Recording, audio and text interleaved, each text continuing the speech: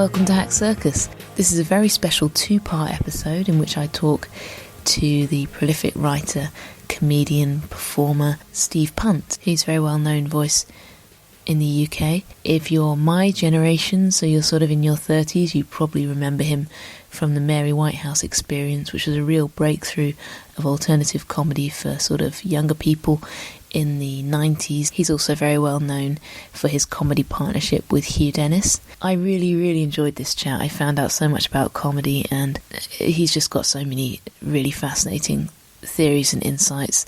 So I'm sure you'll find it really interesting and understand why I was reluctant to cut it down too much to try and squeeze it into one sort of 45-minute episode when it really needed to be two. And do subscribe if you're enjoying this podcast, and rate us on iTunes, because that really helps too, because I'm going to be making a lot more of them. I've already recorded quite a few more, and I'm going to be releasing them over the autumn and maybe even the winter.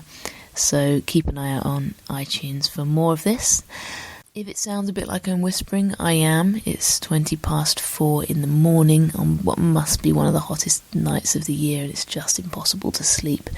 Hack Circus is also a magazine and an event series. Go to hackcircus.com to find out more about the project, and follow us at Hack Circus on Twitter, and we're on Facebook as well, so do whatever you do on Facebook, thumbs up or whatever it is, I don't know. Anyway, Steve Punt.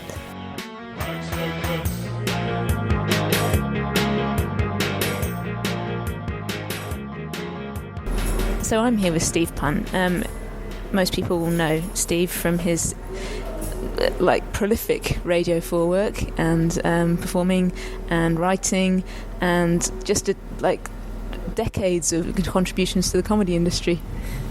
It's just, when you say decades, it's just it is. As I was watching YouTube, I had a very enjoyable time researching this interview, where I was just basically watching hundreds of YouTube videos and listening to all the Pump PIs on the radio and stuff. But the YouTube that I was watching that's most fun was going back to the Mary Whitehouse Experience and just remembering how long ago it was, and how you all look like children. You're it's like a school play, little baby. Yeah, it's quite terrifying, isn't it? And actually, we were. I think a lot of the fans actually thought we were younger, because television's quite flattering in that sense. Yeah. And we were actually all in our late 20s, but a lot of the fan base were sixth formers and students, and I think they thought we were barely older than them. Yeah. So when they came to see us live, and sort of raddled 20-somethings appeared from the stage door, I think they realised they'd been suckered by the magic of television. But it takes a while to put a career together, particularly if it isn't solo stand-up, where obviously you can accelerate yourself quite fast because you're rehearsing in your head, and you are cutting and changing with only yourself to argue with. If you do sketch comedy or even double act comedy, everything takes longer, because everything has to be rehearsed, and then when you do a gig, you can't do the post-mortem in your head on the way home as you would as a stand-up. You have to sit down and talk about it the next day. So everything takes that little bit longer when you're doing comedy that involves more than one person. Did you ever do stand-up on your own? I did, actually. I did. No, it was actually when Hugh had a proper job for a while. After we left. Was he advertising? Well, he was in marketing rather than advertising. He was in charge of Gibbs toothpaste for a while.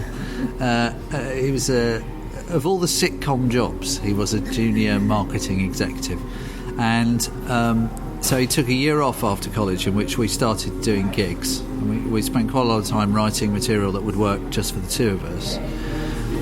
And then he went off to China to see his brother, who was living in China because he works for the Foreign Office. And he was gone for 3 months, I think.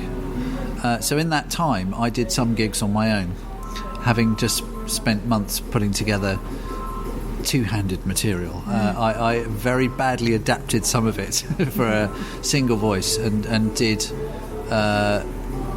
did some stuff on my own, which I didn't particularly enjoy, because I've always been a writer first, I think. What I enjoy is putting the material together. So I kind of knew it wasn't being performed at the optimum, because a lot of it was written really for two voices, and I'd kind of re-cobbled it together for one voice. Did you try and do two characters? Did you kind of try and embody the other person somehow? I did a bit of that. I mean, that can be done very successfully in stand-up, but I think that it is a bit of an art form in itself.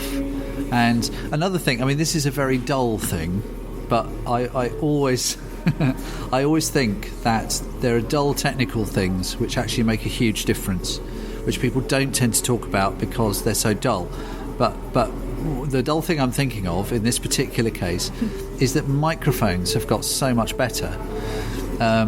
So if you were doing solo stand-up in the late 80s, you would have a real old school microphone with a lead, long thing, you know, and quite bulky. And your movement was very restricted, and the microphone itself, very often, particularly in small rooms, is not that great. It'll pop, it'll feedback, and so you're quite limited on voices because you're stuck with a microphone that isn't very good. As you probably know, if you have a really good modern microphone, radio microphone, you can put it close to your mouth and you can completely change voice. You know, or you can shout into it and it won't pop because it's a really good microphone. So you can really change voices. You can go up and down. It's tremendously powerful when you're using a microphone to suddenly go quiet, for example. But you don't want it to actually go quiet. You know, you just want the quality of the voice to suddenly change. And stand-ups use that technique a lot, you know, or suddenly screaming or suddenly... But the mic's got to cope with all that. So just the mere fact that microphones and amplification systems have improved so much over the course of my decades-long career has actually made an enormous difference. It made a huge difference to double acts, because what made a massive difference to myself and Hugh was that when radio mics became cheap enough to just hire them and take them on tour. You know, they were, again, when we started, very rare and very expensive. And when we toured in the early 90s, we were on stand mics because that was what we were used to in clubs. So we would do these big theatres after Mary Whitehouse Experience, but we were still effectively doing a club act using... Because I came on that. I came to see that tour, the imaginatively titled tour in the 90s at Cheltenham, which was quite a big theatre, I think. Yes, I think that was the Town Hall, wasn't it? Yeah, that's right, because we've done the Everyman since then, which is a lovely theatre. Yeah. But it's... I don't remember the setup. I'm trying. Well, we actually decided that we rather liked having old school microphones because even after we'd stopped actually using them, we would be wearing clip mics, which means, and again, I'm sorry to be dull, but what it means as a double act is you can talk, you can turn to each other and talk to each other. If you're using stand mics, you have to look out front, because if you turn away from the mic, you can't be heard. So our whole style evolved around doing everything out front. Yeah, interesting. But interacting. Yeah. So it tended to be very quick because you can't really pause when you're doing that. Whereas as soon as you have a radio microphone and you can turn and chat in that much more conventional double-acty way, it gives you a completely whole new set of things that you can do. So when we started touring again after the Now Show started, quite a different style really, because the technology had moved on so much, which is just as I say, it's a small thing, and it's something that, you know, sometimes commentators don't think of so much. I think it very much happens with music as well. They always want to analyse the creative side of it, but actually the creative side of it, I think, very often follows the technology that's available. And creative people, I think, tend to grab hold of, they see something new that you can suddenly do. I mean, I remember, I don't know what year it would have been, at least 10 years ago, I remember going to see Will Smith, as in as in the British Will Smith, in Edinburgh, and he was using, not only was he using PowerPoint, but he'd made little clips as part of his act, which is ubiquitous now, and I know everybody does that. But it was quite rare then, because the camera stuff and the editing stuff was still... I saw Simon Munnery do some extraordinary stuff with lenses at that time as well. Yeah, he used to do slideshows that was so funny as part of his... Yeah, I mean, and that is a creative mind, seeing a thing that technology's made available and using it comedically.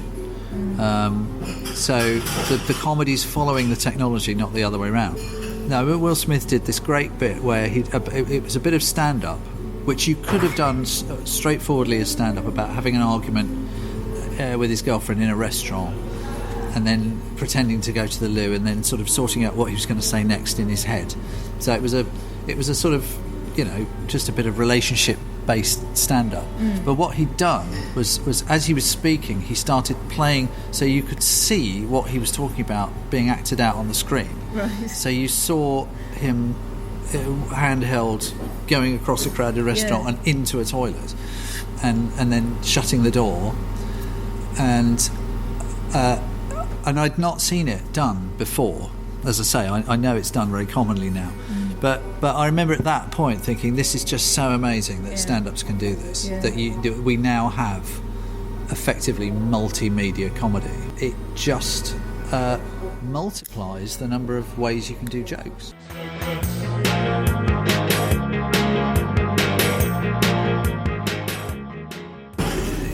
Again, when we toured in the 90s, if you'd wanted to film a piece to project in a theatre, because I think we often talked about having a prelim bit of film which would follow us from the dressing room, and then we'd appear, and it would all match up in terms of costume, which it's not a particularly original idea. But the trouble was then, to do that, to shoot something that could be blown up and shown in a big theatre, you would have had to have hired a Betamax broadcast level camera, and then you would have had to have found somewhere to edit it. Whereas now I could shoot it on my phone and edit it on, a kid's laptop. So all that side of it, I think, is really is just great, because people have easy access to so much more stuff, really. I can see how the live side could be really affected.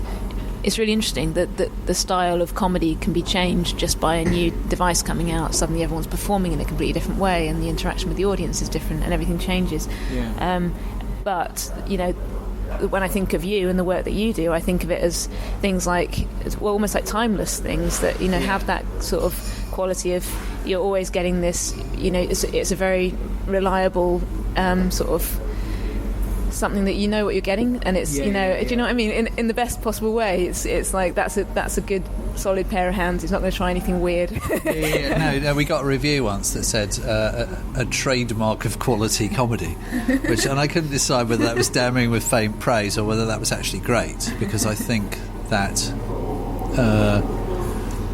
one of the things that you learn quite quickly in broadcasting is that consistency is, in a way, more important than brilliance, because there's no point being brilliant like once a series and making 5 shows that aren't any good. It's much better to make 6 shows that are all pretty good, and you can't afford, television or radio can't really afford to have big dips. So it is. I mean, it sort of sounds awful, because it sounds like you're saying it's fine to be mediocre, which is not what I'm saying at all. But what I am saying, I think, is that consistency, in other words, staying at a standard week in, week out, is more important in broadcasting than having one great idea every 3 weeks.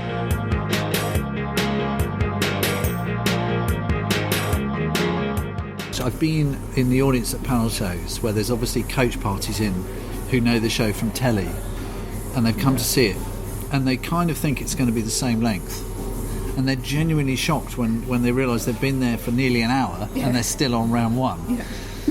Because the quality control mechanism in television and in radio, although radio is naturally quicker, consists of over-recording by a lot. A typical Mock the Week recording is 2.5 hours, and that cuts down to a 28-minute show. Even the Now show, which is scripted, usually we record an hour or very close to an hour. And all topical stuff over-records probably by a factor of 3. Because that's the only way. That's how you can take risks. They will. That allows you to go off on one, or do a bit that can't be broadcast, but the audience like, or try out an idea where everyone's going, might work. Let's give it a go. What you're trying to do is you're trying to shortcut the process that happens naturally in stand-up of the way things get chopped and changed and cut down. I'd kind of forgotten, and yet sort of vaguely remembered in some folk memory, that the Mary Whitehouse Experience was topical satire. I thought it was just a sketch show, because you hear about the things that have kind of lasted have been the timeless jokes and the characters and things. Yes. But yeah, it was topical TV, and then there were things like the Armando Iannucci shows in the early 90s actually, late 90s, that were that had such high turnover. He must have been, working on it 48 hours a day, every day. It was exhausting. I know the Now show's pretty hard going, like just making radio once a week to keep it up to date. Yeah, I mean, radio is obviously easier because you don't have to learn it. The difficulty with television is that if you want to do any more than sit on a panel, you have to know what's coming. You have to find the costumes, you have to build the sets, you have to buy the funny wigs, and you have to rehearse because you have to learn the lines. So there's a limit to what you can do that's topical. I mean, that's why almost all the topical stuff on telly is panel shows, because that's how you can do it practically. What happened with Whitehouse was that it was very topical when it was on the radio, because it was on the radio for 18 months before it went to TV. And it was on Radio 1, which was great because it brought in a whole audience who didn't necessarily... All the comedy then, as now, was on Radio 4. And if you didn't listen to Radio 4, and I didn't grow up listening to Radio 4, you didn't really know there was any comedy on the radio. So we had a large audience of teenagers who would write in going, "This is great, I didn't know you could get comedy on the radio." And the show was quite topical. It was because Radio 1's a music network, they program in quarters, so they weren't commissioning 6 like Radio 4 would have done. They commissioned 13, which was great for us because we got into a real pattern and we really learned how to do it. We got to write a lot of stuff, but it changed. The nature of the beast changed on television precisely because we just couldn't carry on it being so topical, because it just isn't practical. Because you give the producer a script and you'd say, but this is set in the throne room at Buckingham Palace. You go, yeah, but we've got to build a set and find a throne, and then we need a guardsman's uniform. We're going to have to get that from costume, and that'll take a day to get here. So a different system evolved where 2/3 of the show was recorded in advance, varying degrees of advance.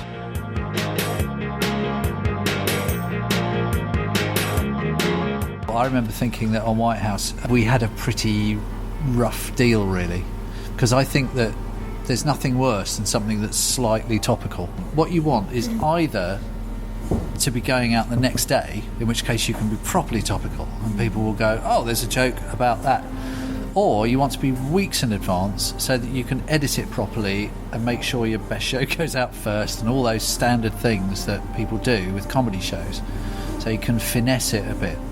But we had like a week gap. We would record, I think, 8 days ahead of transmission, which is hopeless, because you'd be kind of thinking, well, we can't do anything really topical, but equally we haven't actually got any editing time because we'll be working on next week's show before they finished editing last week's. So it was all a bit of a compromise, really. There's always practicalities in TV. There's always, at the last minute they'll say, oh, they've changed the slot, or they've brought it forward, or they've pushed it back, or it's very easy to develop tunnel vision with television. You think, this is really important to me, but actually to a program controller or channel controller, you're just a piece of their jigsaw, and it's a big old field. That show, Whitehouse, was actually a nightmare to record because it was so bitty. Yeah, I was really surprised watching back. It's really fast paced. So bitty, because the style of it was that it was what we always call broken stand-up. Yes. Where it was stand-up, but thoughts would be illustrated, or so it was like sort of extended stand-up. Or you'd instead of having a what if section where you'd say, what, imagine this happened, you'd actually show it, and then you'd go back.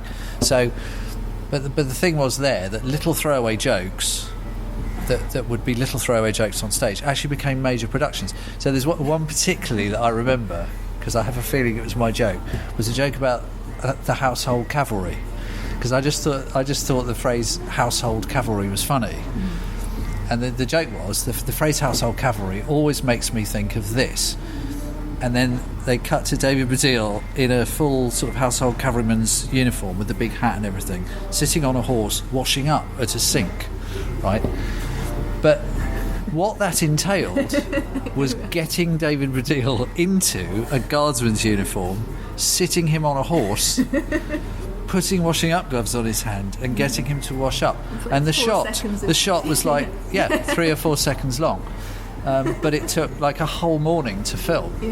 So it's full of things like that, and it's partly as a result of that I always admire detail work in television and radio, actually, both. But I think comedy, often it's the details that make a difference. I've heard the phrase comedy grouting used for this, but it's just the little details around the edge of a show. Like it always impressed me in the early days of If I Got News for You, that at the point in the show where you could just go, right, well, that's the end of that round and we move on to round two. But Angus Deaton would never say that. He would always say, so we crawl from the desert of round one, parched towards the oasis that is round two, or just some little thing that just showed it had been thought about. And at the end, instead of saying Ian's team of one or Paul's team of one, he would always say, this week's top bananas are, this week's rotten apples are. And these things are tiny, but they make a difference because they don't have to do that. They could get away with doing less than that, and you'd still get all the jokes, but somehow it just doesn't have that sort of care. It adds to the colour and polish. Of the whole thing. Yeah, exactly that. Yeah. And I think audiences, even if they don't know they're noticing it, I think they notice it subconsciously. It's just something that's just had that little bit of extra thought put into it. And I always like it when I watch something or I listen to something, and I find myself thinking they could have got away with not doing that, but they've done it. And I just think it's one of those things that people love noticing little details anyway, but I think when you get those little signs that something's really been thought about. I was wondering about the speed of social media now and how it affects people trying to write topical comedy, because I find that it's quite depressing when you go on Twitter and there are already 1,000 brilliant jokes about something, and that wasn't the case. Like 10 years ago, you could be the first, and you could be the first to be heard. Do you find that? No, it's definitely I think when the Now show's on, we pretty much avoid looking because otherwise. Because something that happens with topical comedy is that the subject matter is set, and the chances are, if hundreds of people are all trying to write jokes about exactly the same incident, they're going to come up with very similar jokes. So you get far more people saying, "Oh, you nicked my joke," or "I wrote a joke about that." Well, yeah, everybody was writing jokes about that. We have, as you know yourself, we have 3 or 4 writers on the show, and chances are you'll read the same joke several times just from within the cast and the writers. Yeah. I do think it's certainly made it harder, but I think actually that's a good thing. Yeah. I think it makes people work harder. And you kind of have to take a different line on it. Like you have a different offer, which is something more to do with the consistency of the Now Show brand and the fact that you can have an extended bit on something. It's not just 140 characters. You could do sketches and songs. Yeah, definitely. And I think also that you have the responsibility. You had to add some value if you're doing it professionally. Yes. There has to be a reason why people think, well, obviously I can read funny stuff on Twitter whenever I want, but if I'm when I go to the sort of professional level, I want it to be worth my while. So I think in a way, hopefully, we're being held to a higher standard, and I think that because on the plus side, another side of what the internet has done, not specifically social media, but more generally, is the access to research, so that there's no excuse for not having facts and figures and statistics in the show, and that's something that, I mean, obviously some of the American shows use a lot of that, but it's something that differentiates a scripted show from a panel show. Obviously on a panel show you're remembering stuff off the top of your head. You're very unlikely to suddenly come out with exact figures for the public sector borrowing requirement for the last financial year, whereas we can do that if we want, because we have the luxury of the fact we can look everything up beforehand. We can use the limitless resource of Mr. Google, and we can, if we want to make a point, we don't just have to give an angry opinion. We can bombard you with facts if we want. When I started writing comedy in the late 80s, if you'd wanted to do that, the BBC used to have a service called News Information, and you would have to if you were around the writers' table and everyone went, "Who's the president of Bulgaria?" and everyone goes, no idea. Someone would have to go to the phone, dial News Information, say, "Can you tell us who the president of Bulgaria is?" And they'll say, "We'll phone you back." And 5 minutes later, they would phone you back and they would tell you who the president of Bulgaria was. What a great service, though. I've used that rather than Google. The Daily Telegraph had a similar one as well. In fact, theirs was very good. So you'd have to do that, or you'd have to find a reference book.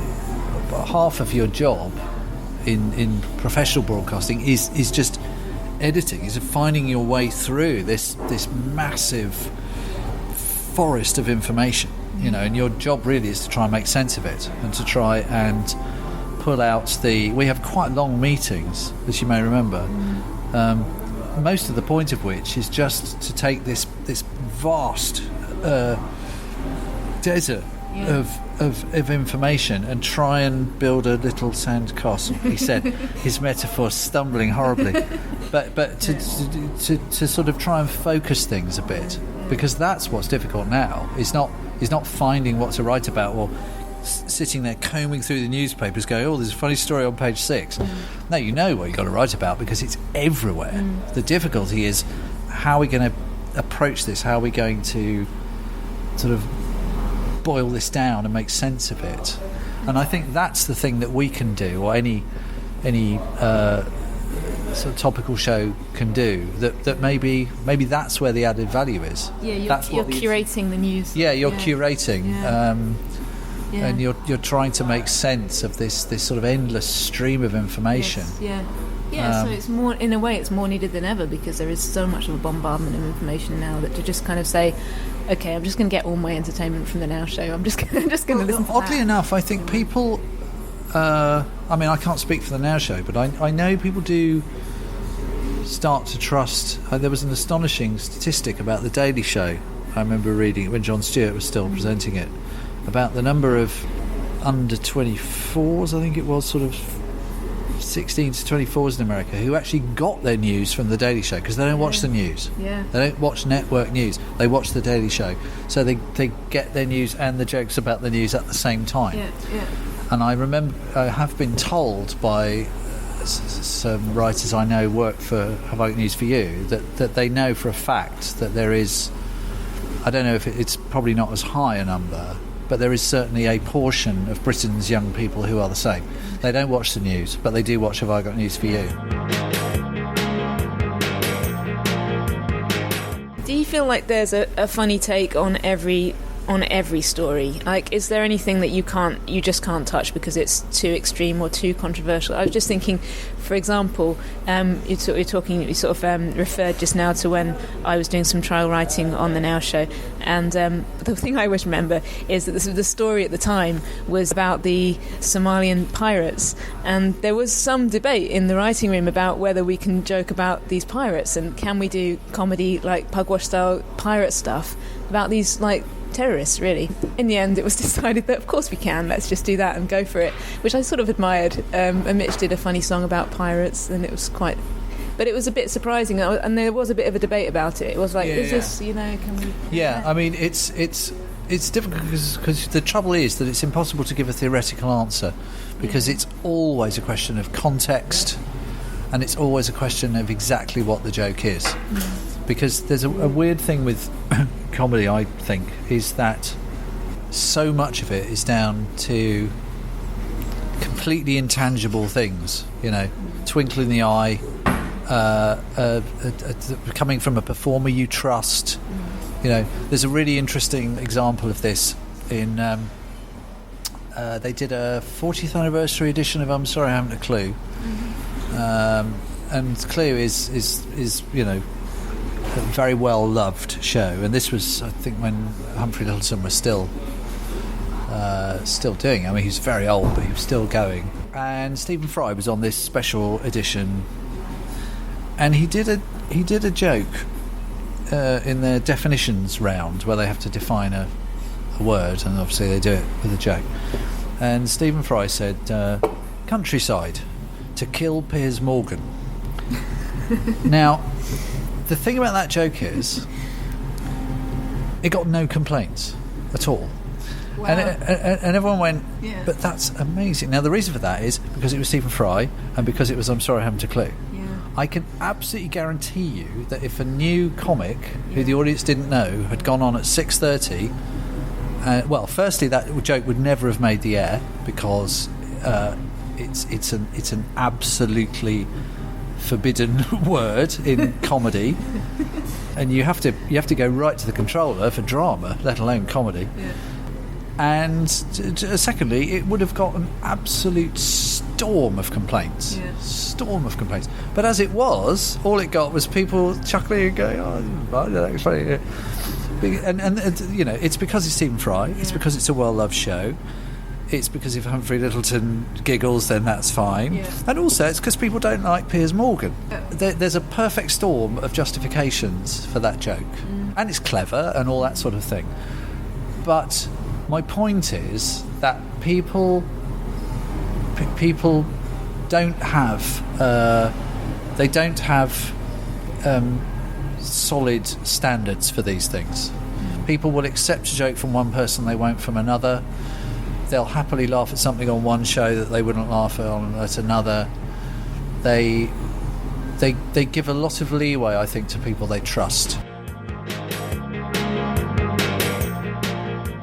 I mean, I had a really interesting experience a couple of years ago at the BFI cinema in London, and they showed a film called The Rise and Rise of Michael Rimmer, which is a late 60s film, and it's written by Peter Cook and John Cleese, and it's hardly ever shown. It's quite a rare film, but because of the casting and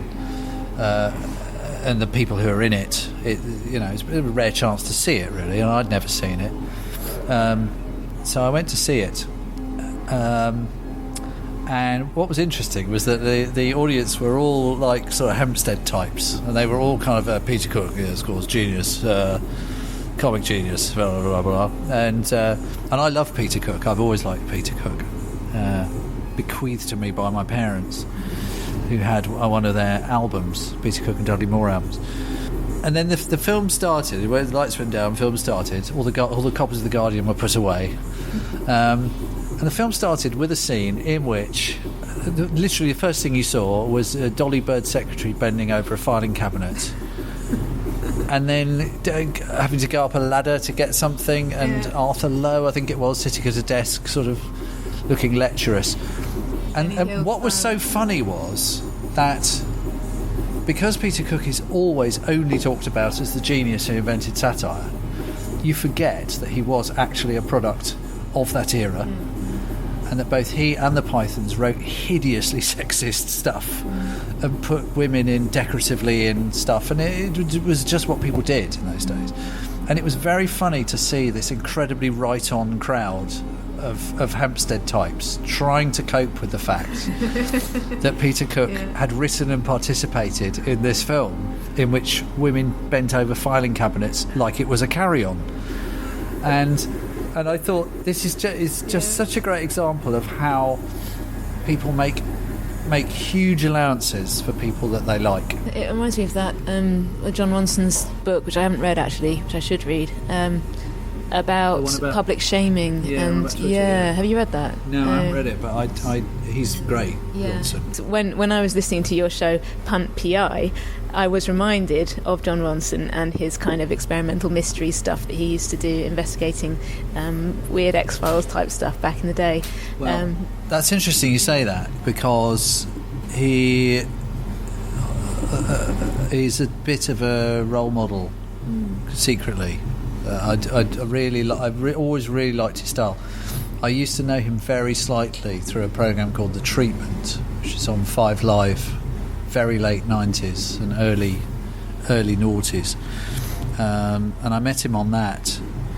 And what I really like is understatement and the fact that he would make a point, or he would manage to make people look interestingly weird without ever mocking them, and he would give minimal clues to what you were supposed to think, but you would always pick up the implication. And I think that's increasingly rare quality particularly in television, where everything tends to be spelt out and everything tends to be over explained and endlessly reiterated. And I like, as I'm sure most viewers like, I like being credited with being able to follow something without having to have everything spelled out to me.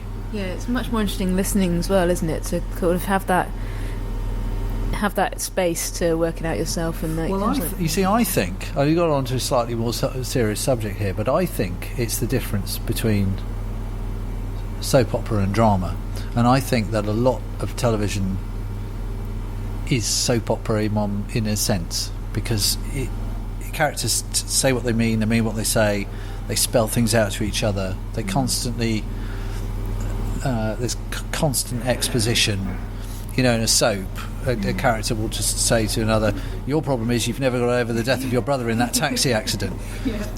Whereas in a drama they won't say that.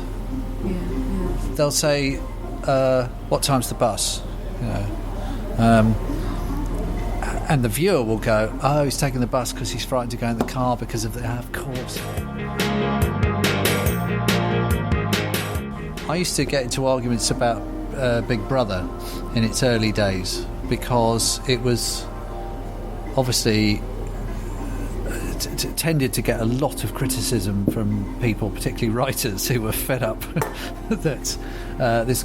But I didn't watch the first series, and then the second series I got completely addicted to it, and series 2 and 3 I think. And I worked out after, I thought, why am I enjoying this so much? Why is this? Why? And I kept reading in the newspapers, this is drivel, this is rubbish. It just appeals to teenagers, and it's all just, why are we watching these nobodies in a house?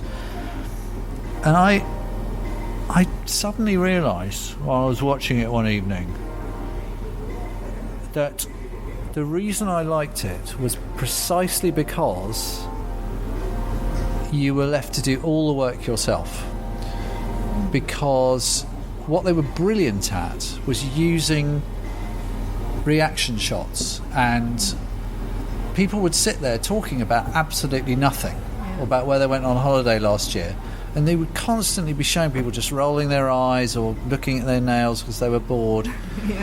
And you thought, I know why teenagers like this. The reason teenagers like this is because this is the first time they've ever seen television where they are having to do some work, because this is doing what drama does.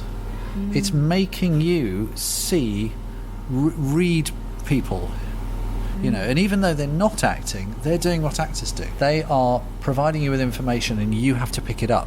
They're not sitting there going, oh, you're secretly jealous because they're not spelling it out for you. And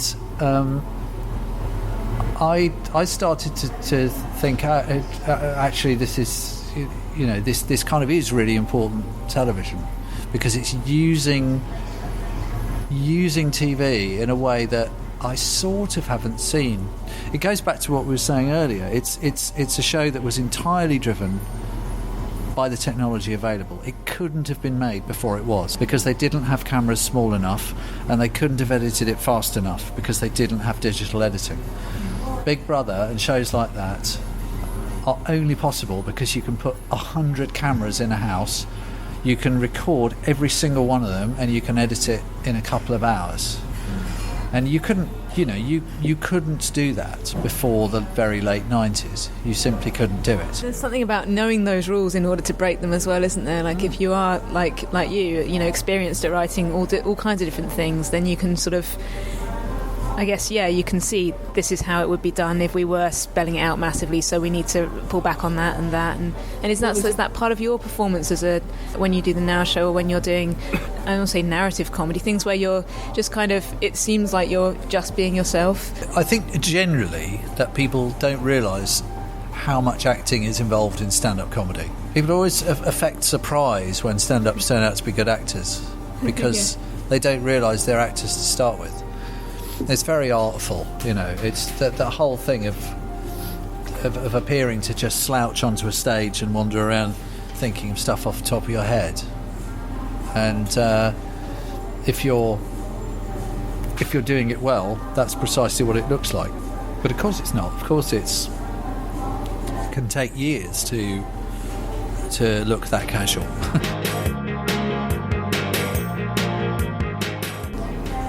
You forget sometimes just how much comedians develop or change as they find their style. I mean, a very well-known story is Jack Dee, who, when he very first started, he was on a very early Whitehouse, and he was a very conventional stand-up comic for a couple of years, perfectly chirpy, and it wasn't going very well. And he was one evening just in totally foul mood and sort of just skulked on and just sneered at the audience and got 10 times as many laughs. Amazing. Yeah. And thought, oh, I see. Yeah. I found a character. And I think that those mannerisms, which look effortless, can sometimes take a while to find. Most stand-ups, I think, are acting a sort of simplified version of a part of their personality, if you know what I mean. Yeah. The part of their personality that they're most comfortable with publicly. And I suppose sometimes it's a case, it's almost like you go through the therapy of doing all these gigs to find that somehow you feel like you have to perform, so you put something on, and then as you get more confident and open up more kind of parts that you wouldn't be comfortable showing people usually. That's very much the case with character comics.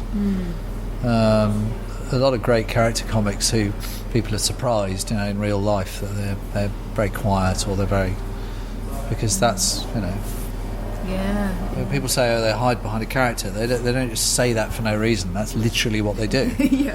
And the strange thing is, if you think of anybody that you know really well, you'll be aware that they can be a different person around a pub table after a couple of pints than they are. They have a public persona. I always used to think my dad was a bit like that. What did he do for a living? My dad, he was a civil servant. I think probably partly because of his job, he could sort of switch on a sociable persona, and he was very good in